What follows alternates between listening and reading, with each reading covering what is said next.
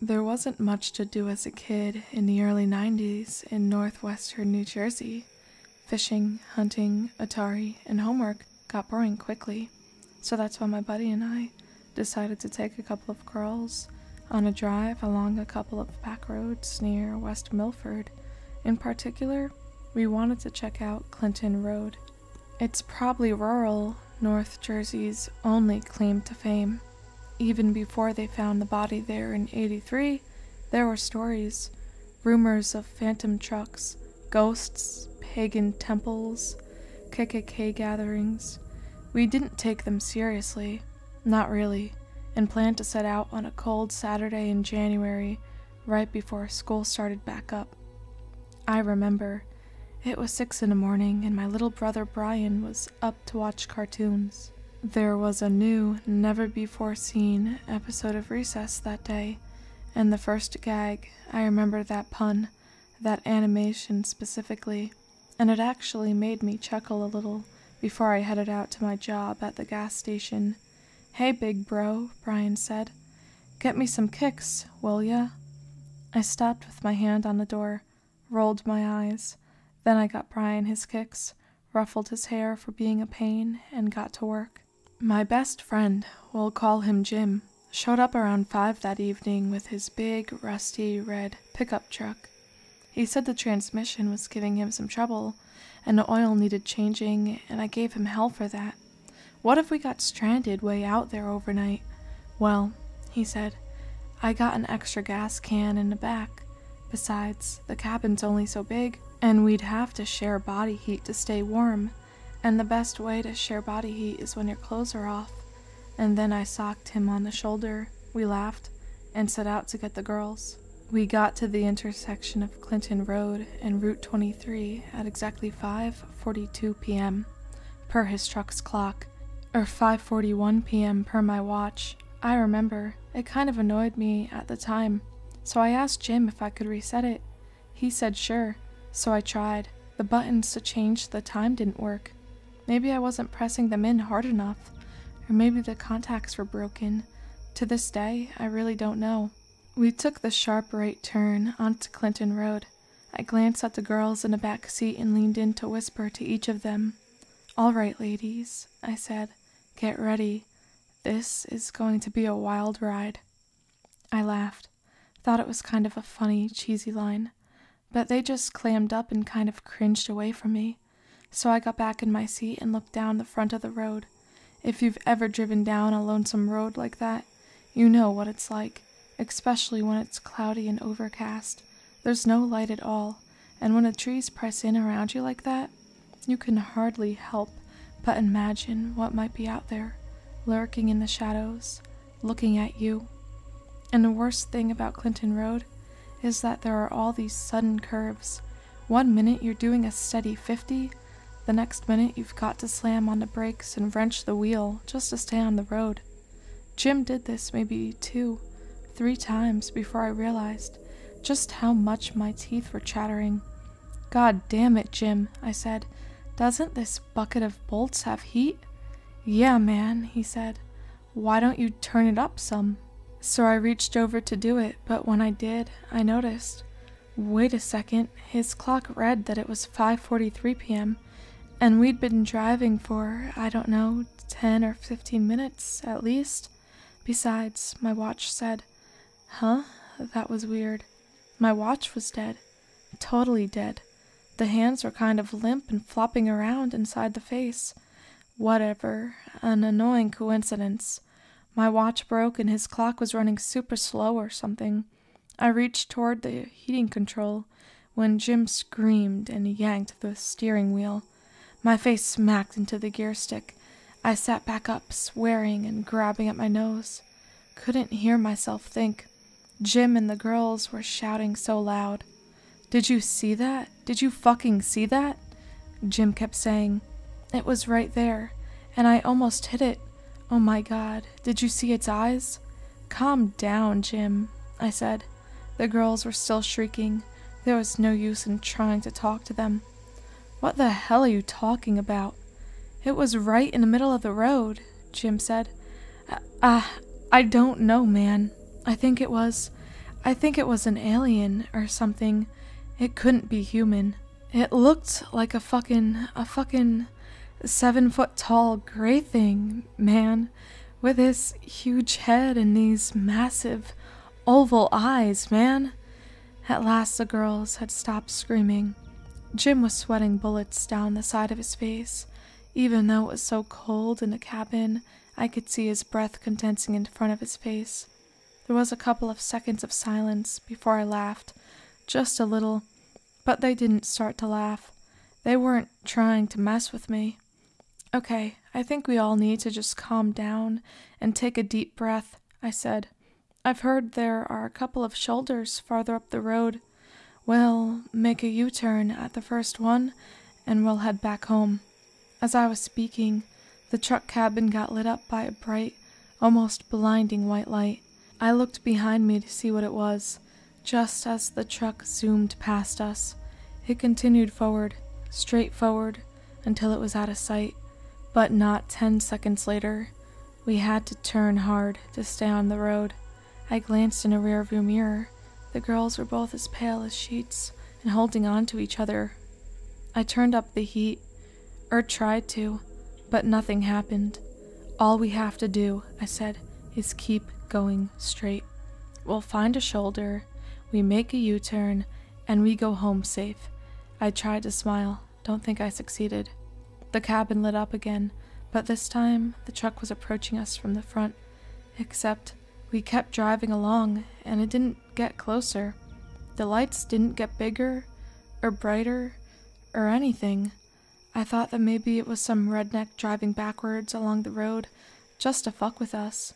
But when we took another turn, the lights just stayed where they were, directly in front of us. As we were turning, they stayed right there, dead ahead. Same distance, same angle, same everything. I don't know how long we drove with the truck, or the lights, or whatever it was, but all of a sudden it approached us. It got brighter and brighter. I had to close my eyes, and then I wrenched my hand to watch as it careened past us. And here's the messed up thing. I didn't see a truck, or a car, or anything. And you could say my vision was shot, and maybe it was, but I only saw those two lights. Even after it had passed us, as the lights should have been facing away, I could still see them, and only them. They weren't even lighting up the road or the forest in front of them. We drove for another half an hour, in my opinion. The truck's clock said 5:50 p.m., but even if it really was just 5:50 p.m., even if we really had been driving for about 7 minutes, we were going at 60 miles per hour, and I could tell by the speed the forests were passing us that we were actually moving. But we weren't getting anywhere. We just weren't getting to any of the shoulders I'd heard about. "Hey, Jim," I said suddenly, "how are we doing on gas?" "3/4 left," he said, and that's when the truck started to cough and slow down, and then grind to a halt, right in the middle of the road. "What the fuck, man?" Jim yelled. He slammed his steering wheel with his hands and tapped at the fuel gauge. "It says it's 3/4 full. What the fuck?" The girls were crying. One of them, we'll call her Bianca, started to talk about how she was part Native American. Her grandfather had told her stories about this weird thing in the woods, this really bad, weird thing that could mess with time and relativity, until we yelled at her to shut the hell up. We sat there in silence, with the pitch-black woods all around us. The only light was from our headlights. "I have a gas can in the back," Jim said. He was staring straight ahead, white-knuckling the steering wheel, and it wasn't just because of how cold it was in the cabin. "I think you're going to have to go and fill up the tank." I looked outside. My first instinct was to say, hell no, but what other options did we have? Either I filled the tank or we waited there until the battery died, and there really was nothing but darkness. And the longer I hesitated, the closer the battery got to dying. "All right," I said, "but don't you dare turn off the headlights or leave me here." I kicked the door open and stormed out onto the road. I have never before and never since felt such cold in my life. It punched me in the gut immediately, so I exhaled, and when I inhaled, my lungs were chilled from the inside. I felt something watching me. I swear to God I felt it. I thought it was behind me, so I put my back up against the pickup and sidestepped, staring out into the forest, and felt around in the bed for the gas can. I found it, popped open the fuel lid, and began to pour. A quarter of the can in, half, another quarter, and when I heard a weird hissing, sort of slithering sound, I fucking threw the can to the ground and jumped back in the truck, and we started to drive. Looked over to the fuel gauge to see if I'd at least filled the tank, but the gauge showed 0. The low fuel light was on and everything, but we were still driving along without a problem in the world. "Let's make a U-turn right now," I said as we rounded another curve. "We must have gotten off ClintonRoad somehow. If we turn back, though, we're sure to find it again." "Yeah," Jim said. "Yeah, all right, let's do that." We slowed down, then turned the truck around in the middle of the road. We started to drive again, but that curve, that left turn we'd just taken, we didn't hit it again. We didn't hit any turns again for a long, long time. I just stared straight ahead, stared, as if that would help us. Eventually, the girls fell asleep, clutching at each other. I guess it was so cold that they just passed out. Hours passed, at least by my judgment, which I didn't trust at all by that point. I had my hands in my coat for warmth, but still my teeth were chattering. But Jim just kept driving, "Hey Jim," I said eventually, "you want to be a doctor, right?" "Yeah," Jim said. He glanced at me for about half a second. "Why?" I shrugged. "Just seems like a cool dream. Me, I figured I'd get married, grow old and die in the same town. I always thought of you as the guy I'd see on TV someday and think to myself, wow, I knew that guy." Jim smiled. "Well," he said, "there's nothing wrong with a simple life, as long as you're happy." We both started to laugh then. It wasn't a happy laugh. Nothing about our conversation was happy. We were just having it because we were preparing ourselves to die. "Fuck it," I said. "Let's make another U-turn. Maybe we'll get somewhere eventually." "Maybe." He turned the truck again, and not 2 minutes later, we hit a right turn that we'd never made before. I fell asleep myself after that. It felt like a long time, a real long time, but eventually I woke up to Jim's voice. He kept whispering my name out of the corner of his mouth until I came to. "Yeah, what's up?" I said, rubbing my eyes. "Shut up," he said. I've never heard a voice like that before.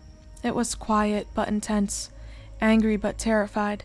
I stopped moving my hand right where it was and kind of cracked my eye open, peeking at Jim. His eyes were wide open and bloodshot. "I'm not going to turn my head to spook it," he said, "but I think it's right next to me."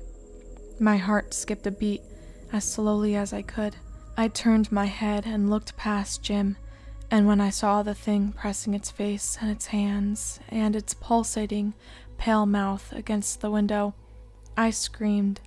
I tried to jump out of the truck without taking my seatbelt off, but Jim wrenched the wheel, and we crashed long before that.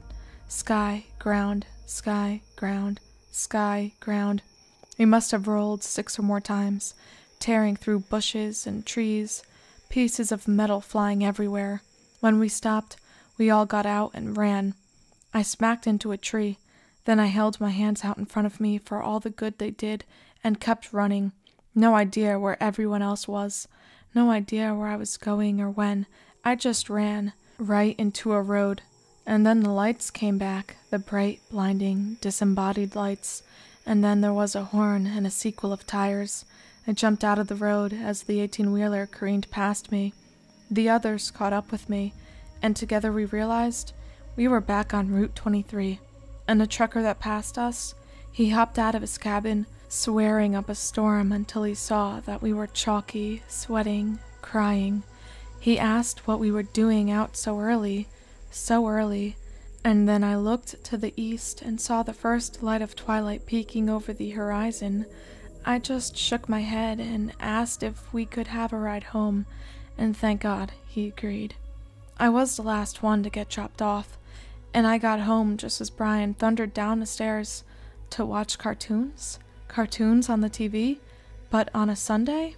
"Hey, big bro," he said, "get me some kicks, will ya?" At least, that's what he says he said. I didn't hear it. I was too busy watching the TV, the cartoon, Recess. Recess? No, not that joke. No. The phone. Jim was calling to make sure I got back okay. No, shut the fuck up, man. I'm not okay. Look outside. Open your fucking window and look in your driveway and tell me what you see. It was his big, rusty, red pickup truck.